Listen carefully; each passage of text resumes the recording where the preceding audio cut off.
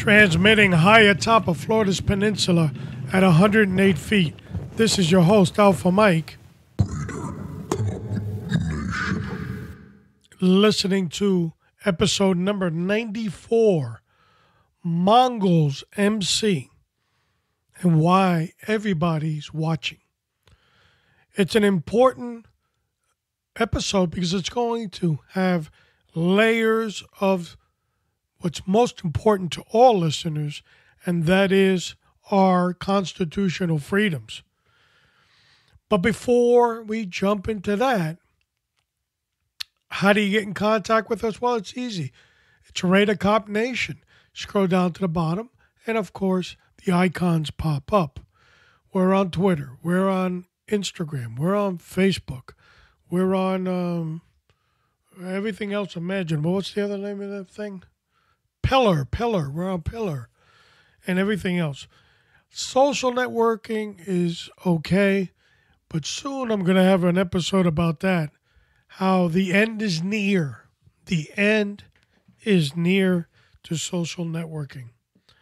So now that we're about to celebrate the 4th of July, everybody's got their fireworks ready, and they're going to remember the freedoms that were given in this beautiful country. And regardless of the fact whether you're Democrat or Republican, or just a plain old independent patriot, you are celebrating the efforts of many that have come before us. So it's always good to know. Now, recently, well, it's not really recently. It was about a week before I transmitted this program. I got a Father's Day card in the mail. We don't do that anymore. That's the reason I'm talking about it today. Today, we're a society of posting to people that are dear to us little notices on Facebook, happy birthday, or we send them some text, real bland, hope you enjoy your day, or we'll maybe send them a YouTube comical happy birthday message or whatever have you. But my oldest and first princess sent me a birthday card. I was out there cutting the yard. Mailman came in, said, well, let me see what's in there. And I discovered, I go, what is this? I looked at it and I said, well, look who's sending me this. Wonder what this is. And as I opened it, or was about to open it, I go, well, it resembles a card, but it's not my birthday. What in the world could it be? And I opened it up, and of course, I was taken back by the birthday card. So I want to share that with you. So the birthday card reads, Happy Father's Day, Dad. Hope you have a great day, and I know we may not speak every day, but I always carry out the wisdom you have given me. They're all my days. Thanks for always accepting me and making time for me. Love, your daughter. November, we'll just call it that, day, Dad. I'm so grateful, even though I'm grown now, you're still there for me with your love and words of advice whenever I need them. I'm so grateful to have you as my dad. It took me back, and the reason why, this is old school. And my oldest is she's up there in age. I'm not going to mention age because she won't talk to me. But we don't do that as a society anymore. Write out the card, fill out the name, put the person's name on it, lick the stamp, and send it. It means so much. So I thank my number one princess, the love of my heart, for that birthday gift.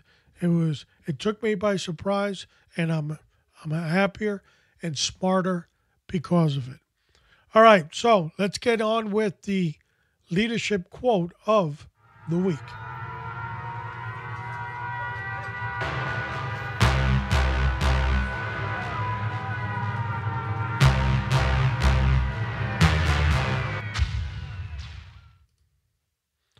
Our leadership quote of the week is, a leader is best when the people barely know he exists. When his work is done, his aim fulfilled, they will all say, we did it ourselves. Lao, ancient Chinese philosopher. The quiet leader. Sometimes we need quiet leaders, not to be so boastful and so egotistic about what they're doing. Sometimes it's always good to have a quiet leader in the background, taking care of business. And that's what a leader does. All right. So today's episode, we're back on our Wise Guy series. But instead of talking about the Italian mafia, we're going to transfer to the outlaw MCs. They are, according to the government, organized crime. But the question that we have to pose today is, everybody in the group a member of this organized crime, or are they a member of the club? That is very important, and it needs to be answered. And of course, we're going to answer it today. So, let the circus begin.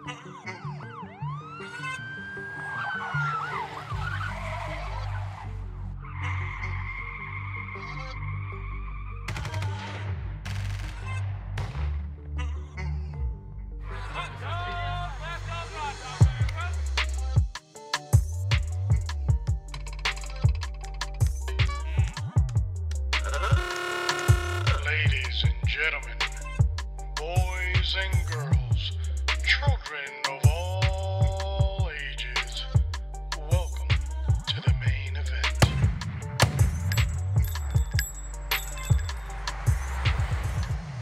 Mongols MC, established in 1969 by mostly veterans coming back from the Vietnam War. Of course, we know that during the Vietnam War, a lot of our veterans, as they came back, they were mistreated by our society in America, and they felt lost. As a result of that, a lot of them went to go find themselves, and their brotherhood was so strong that they networked in clubs, and primarily motorcycle clubs were a part of that. The one percenter life, which comes from the adage that 99% of motorcyclists are law-abiding citizens, but 1% are not, and they're more of outlaw persuasion. Today we have to examine if it's still 1% or has that number grown as well.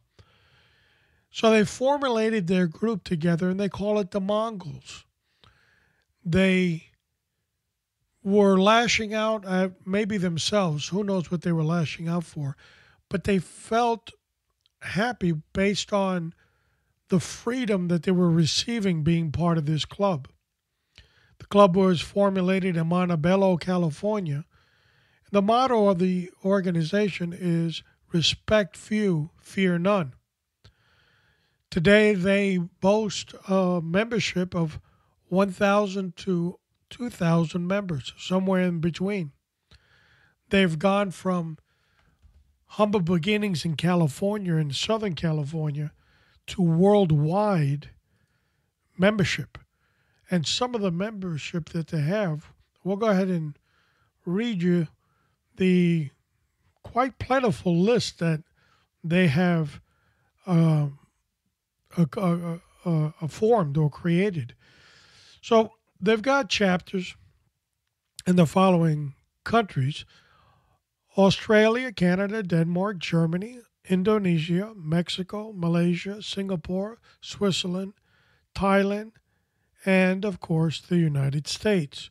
Here in the United States, they have chapters in Arizona, Arkansas, California, Colorado, Florida, Idaho, Idaho, Indiana, Missouri, Nevada, New York, North Carolina, Oklahoma, Utah, Oregon, Pennsylvania, Tennessee, Texas, Washington, and Virginia. That was a mouthful in itself. So, from their humble beginnings in 1969 in California, in Southern California, they branch out, and today they're worldwide. But we're going to pause a little bit because during the Mongol growth, they have had a few speed bumps in the road. As a result of that, they've been indicted several times, their membership has, by the United States government and the Justice Department. The question is that indictment an individual indictment, or is it an indictment against an entire club? So you might be saying to yourself, how can you indict an entire club? Well, here's another question for you. If the government were to indict an individual club, not a person, would that scare you? I mean, think about it. Let's just say something a little bit more far-fetched. Some club that you belong to. It could be a bridge club. It could be a bowling club. And some people in that bowling club, for instance, might do things that are against the law. But the government, instead of saying we're going to prosecute the two criminal bowlers, they go, we're going to go out and just prosecute the entire club. So as bowlers, the bowling club, they have their own bowling shirts with their bowling logo. And the government now wants to go ahead and confiscate their bowling shirts and their bowling logo. And let's say a upstanding citizen in the community is also a club member to this bowling team, comes in with his bowling ball that day to practice, has committed no crime, but he's met at the door of the bowling club, the bowling pin, the bowling alley, and the law enforcement officers tell him, take off your club membership shirt. It's illegal. It's got the logo on it and you're not allowed to have it. Of course, if that were to happen to regular citizens in America, they would be outraged, screaming and hollering. But it is happening here to this specific group. Recently, the government went after their official logo or the jackets they wear that are called colors. And they've been trying to do this, the government, for over 10 years. Finally, they got a thumbs up they filed a criminal indictment towards the entire organization, saying that they were criminal in nature. The jury agreed, and the jury also agreed, as part of that court case, that the logo instilled fear and kind of motivated for criminal behavior. So the government proceeded to seize the logo. It was strange. And I remember when that happened, not too really, then we'll talk about this, is about 3 or 4 months ago. I posted it on Twitter, and I said that it was an outrage. Of course, some of our law enforcement brethren have something smart to say. Always, for some reason, they always have to be Monday morning quarterbacks. But I wasn't defending the group. I was defending the Constitution.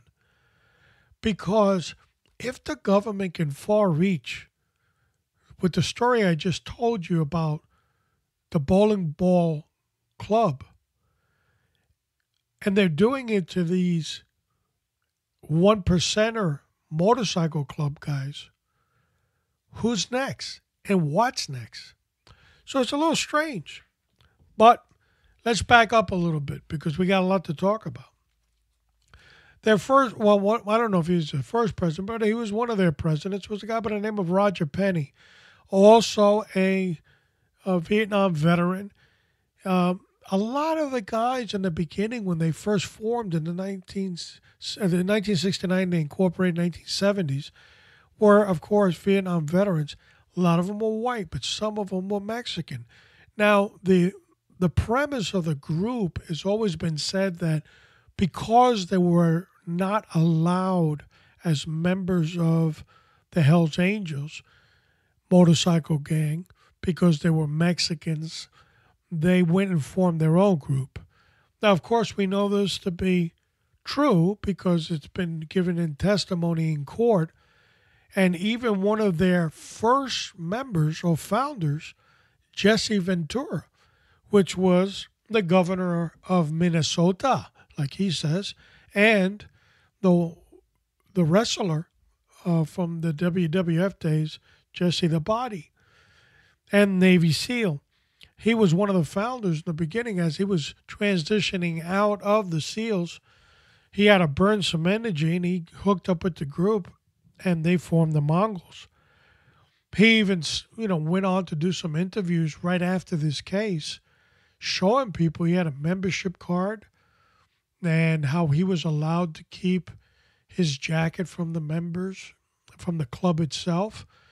And although he wasn't active anymore, he did ride and so forth, and he supported them.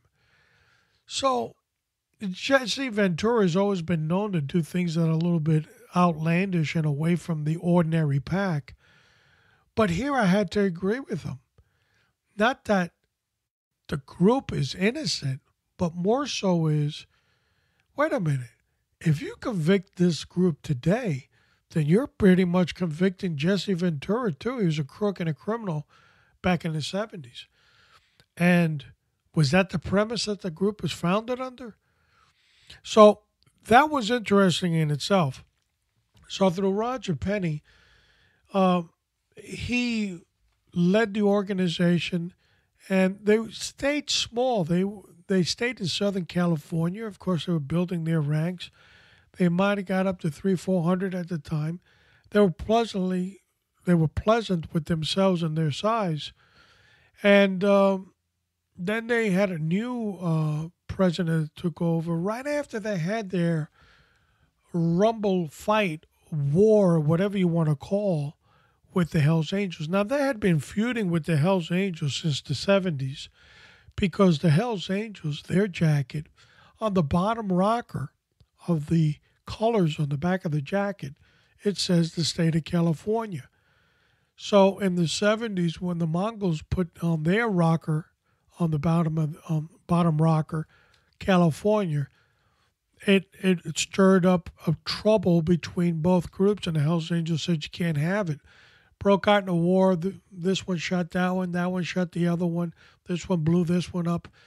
And after several years of that, they did arrive to some type of truce where the Mongols could keep the bottom rocker that said California. Of course, the Hells Angels would keep theirs that said California.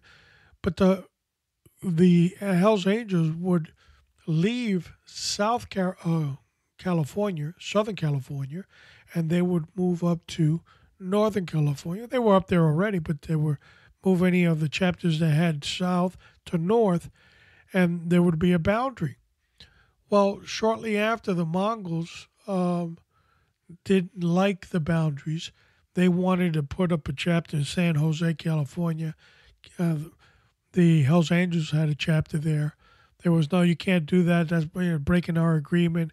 And next thing you know it, they're back at it again, shooting each other. And in McLaughlin, Nevada, at Harrah's Casino, they met, and of course, we'll post that in the show notes. Big rumble broke out, shootout in the middle of a casino with a bunch of them. And this little feud that they've had for many years prior now has been shown to the American public via the media and footage from security cameras at the Harrah Hotel. Right after that event in 2002, the Mongols decided to get a new leader. Roger Penney, the former leader that they had during the McLaughlin incident, was stabbed 4 times. And he took a little rest and relaxation. And so the sergeant at arms at the time took advantage of that, and he became president. His name was Ruben Doc Cavazos, and his reign was from 2002 to 2008. In August 30th of '08, the Mongols officially voted him out bad. Out bad means, see, people think that you have to stay, and this happens also, it's happening in the mafia, and it always has. A lot of people say it doesn't exist in the mafia. What are you talking about? Frank Costello retired. Hello? Hello? And that was 1957. He walked out. So it does exist, but there's a good and a bad. So if you're out bad, that means any association with that person from the group to the person is non-existent. In other words, excommunicate. Nobody will talk to you from the group. Any organizational things need to be given back to the group. Any tattoos or anything have to be removed or covered up. You're not allowed to wear them in public.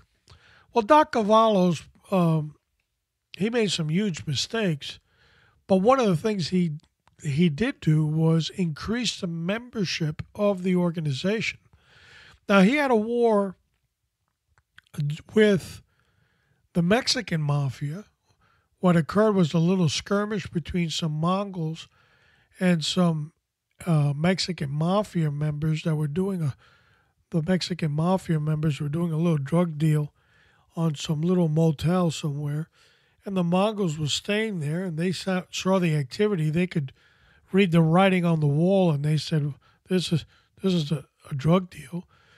So they got into a little skirmish, little war of words, and before you know it, somebody pulled out a gun, bang, bang, and one of the Mongols was dead.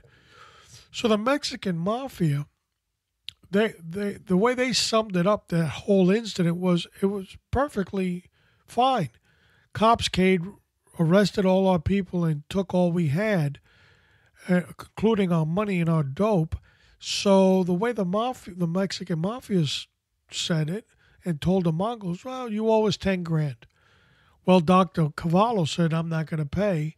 So that sprung out a little war there, too. So we got a little feud with the Hells Angels. We got a feud with the Mexican mafia, better known as La M. This is not going good, folks. Mongols are still small in nature. So Doc Cavallo starts to increase the rank and file because he didn't have enough men. Just alone, the Hells Angels had about 3,000 members and worldwide. And therefore, they were dwarfing the Mongols. So he opened up the rank and file to gangbangers, some of them that didn't even know how to ride motorcycles. Now, let me get this straight. You join a motorcycle group, you don't know how to ride a motorcycle, and all of a sudden, overnight, you become an outlaw motorcycle 1%er. Strange, but it was done. And the feud continued. Of course, the feud with the Hells Angels exists today. With the Mafia, there was an agreement, and the agreement was to the satisfaction of the Mexican Mafia when the money was paid, the $10,000 that they wanted. At the same time, there was accords that were created between both groups. The numbers of the Mongols started to increase tremendously. That's why we said that currently they boast 1,000 to 2,000 members, somewhere in between there. That's a lot of people. As I said, Ruben Cavazos was voted out bad. So was his brother, Al the Suit, they used to call him, Cavazos, and his son Ruben Jr. They were voted out bad too, and not to be seen ever again by the Mongols. The Mongols' new leader now is Little Dave Santillan, and he basically now is the face of the Mongols. They've done interviews. They're really going out to try to show to the community something different than what the government is portraying them as. Now, I know you're probably listening to, oh, is this guy this freaking naive that he actually believes that they're all outstanding citizens? Of course not. We know what they are, but the question is, can the government prove that beyond a reasonable doubt? That's the Constitution. So let's go into a little bit of the background now, where we deal with the government and how they've prosecuted them. There was an operation called Operation Black Rain by the Alcohol, Tobacco, and Firearms, where their agents infiltrated the Mongols. They ended up getting over 70 indictments. It was a huge takedown. And of course, Doc Cavazos was in the middle of all that. And as always, in these pleas, you're facing 40 years, but the government says if you plea, you can do 4 months. Next thing you know, they're chirping like birds. And it wasn't a good thing for the Mongols. But the government then, they didn't want to just rest with these convictions. They wanted to go after the club and after the logo. Now, in 1978, the government tried to charge the Hells Angels with RICO, the Racketeering and Corruption and Influence Act, with their patch and their logo as well. But they didn't go after the logo. But what they did is they were trying to say that the Hells Angels were a criminal organization. Well, the Hells Angels were very smart. And this is 1978, folks. They turned around and they said, "Oh, you're absolutely right. We are a group. We are formed in 1948. We are a group of one percenters." They explained all the outlaw mentality and everything else. But then they say, but we have guys that have average jobs, and they don't deal in criminal enterprise. Some break the law, some don't. So back in 1978, you could convict the whole group. But now the government's changed their tactic. They've come at the Mongols and they say, no, you're all painted the same color. And we're going to, with one stroke of a brush, we're going to basically say, this is who you guys are.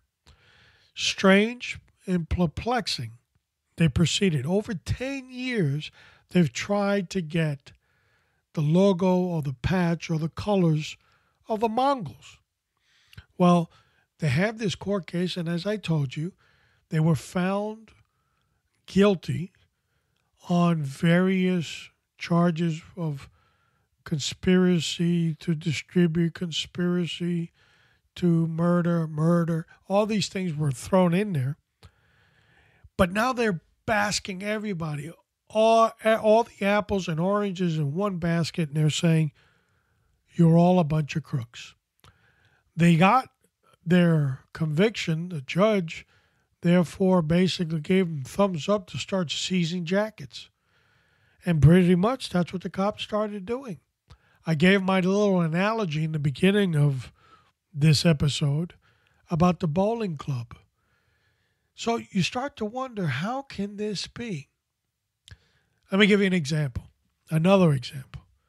There are groups called the Bloods and the Crips. The Bloods wear red bandanas and the Crips wear blue bandanas. So if the government were to feel like charging the Blood or the Crips as a criminal enterprise, anybody associated with them would be immediately placed as a thug. And since they don't have colors or jackets like a motorcycle club, they would outlaw all of their bandanas, red or blue. So here comes an honest citizen with a red bandana wiping his forehead. The cops could come and say, hey, you belong to the Bloods. You're not allowed to have that bandana. Let me go through your pockets and see what you got on you. Strange. But it goes even further, folks. Some members of the Mongols and other motorcycle groups have never been arrested, believe it or not. They have no criminal record at all. So what they do is they double pack, and that means they carry guns. They have concealed weapon permits. But in lieu of carrying one, they carry two. One for them and one for their buddy that has felonies. If case they go down, their buddy's going to grab that gun and shoot it out. Now, obviously, they don't put that on the application for the concealed weapons, but they're law-abiding citizens. Well, in areas of Texas, they're pulling them over and seizing their guns, and I've got a concealed weapon. We don't care. You're part of a criminal enterprise. And they're taking them. This is disturbing, folks. Again, it's not defense of the group who's good and who's bad. I'm not interested in that. I'm interested in the constitutionality going out the window because they're trying to seize the moment.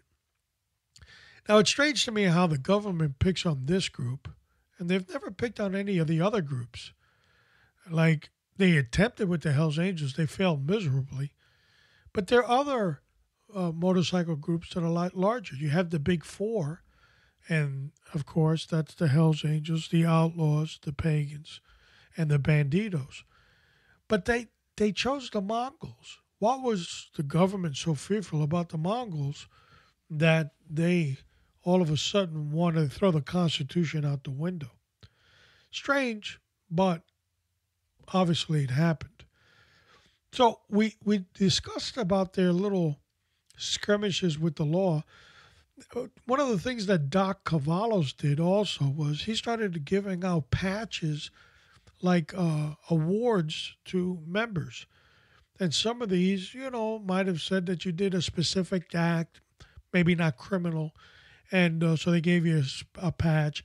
If you were at the McLaughlin incident in Harris Casino, you got a little patch for that. But there's the skull and crossbones, and that's part of their own bylaws that says that you've committed a grave offense against somebody as in the result of great bodily harm or death to protect the organization.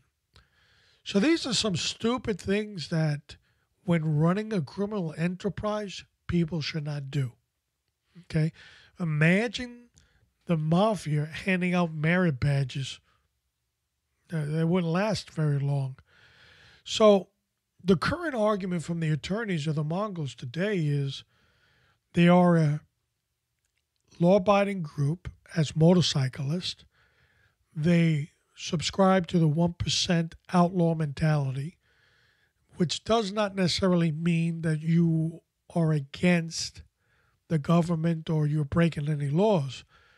It just means they want to be left alone. That's basically what it means. And as a result, their attorneys are saying that the government is unlawfully accusing all members. So, as I said, 1,000 or 2,000 members, somewhere in the middle is that number.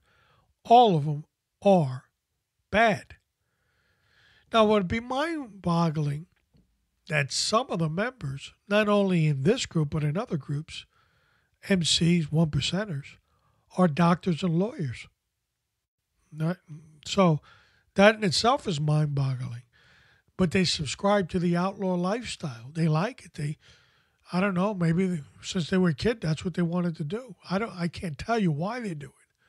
There are law enforcement agencies, and we discussed that in a past episode that I did, MCIC, and I'll post that to the show notes. That was on the L Police Radio. We did that. And I talked about all these law enforcement clubs riding like one percenters with jackets on and saying, well, no, we're cool. We defend the Constitution. We uphold the law because we're law enforcement officers. And why are you resembling a one percenter? I said it then, I say it today. It's a little strange and mind-boggling also. And a lot of agencies, how they lend a blind eye and a deaf ear to their officers that are associated with that one percenter mentality. Just recently, the Philadelphia Police Department, we're going to have a episode on that, and it's going to be entitled Facebook, I'm Watching. And basically what that is are these cop hate groups. They're identifying cop profiles, Facebook pages, and they watch everything they post. And when they post something that's bigotry or hateful, they screenshot it. They put it in categories of who these people are. They find out that they're, in this case, Philadelphia police officers. And they filed a complaint with the chief. Over 40 police officers are being investigated now and possibly getting suspended about some of the comments that they placed on Facebook. Well, wait a minute. I got a First Amendment right to post what I want. Far-reaching, disturbing. Why is this happening? Now, I know that law enforcement organizations have policies on Facebooking or your Facebook public comments. When I was active, I remember taking a course on that. It was a 1 hour. We're going to let you know the agency wanted to boo you up and scare you. But I immediately thought of what the remedy is to that problem. It's simple. All you got to do is change your name from your legal name to, Three Eyes Louie. Who do I have to, why do I have to identify myself? I don't. And the government would have to prove, and in this case, the police department, that that's me. And then I'm posting that. But all of a sudden, the law is it's starting to become one-sided. Now, I know there's a lot of you out there, the Trump haters. That's because Trump's president. Now, some of the shenanigans have been going on for over 10 years, folks. The Mongols have been getting their logos stolen by the government for over 10 years. This didn't start last year, folks. But it's scary. The old adage is, when they came for this person, I said nothing. When they came for that person, I said nothing. When they came for those people, I said nothing. And when they came for me, nobody spoke up. There's some things that you have to do in knowing your rights and how they're executed. I'm a firm believer in law enforcement as I wore the uniform for 27 years. I fly the law enforcement flag proudly in my home, outside my home.